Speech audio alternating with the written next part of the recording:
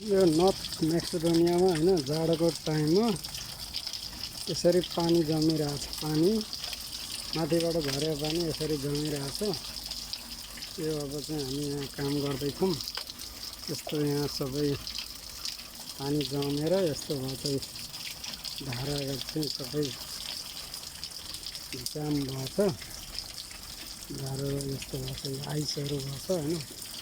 माथि पानी आइरहेछ। हाम्रो चाहिँ अब काम भनेको त्यो माथिबाट आएको पानीलाई केमिकल हालेर रोक्ने काम हो है। यसो कमाउन कहाँ सजिलो छ जिन्दगीमा, यस्तै छ है। यो चाहिँ एकदमै आइस भएको छ है, आइस यस्तो छ यो हालत। पानी जमेर त्यो स्काफोल्डिङमा धारो चाहिँ पानी आएको पानीहरू जमेर यस्तो भएको छ।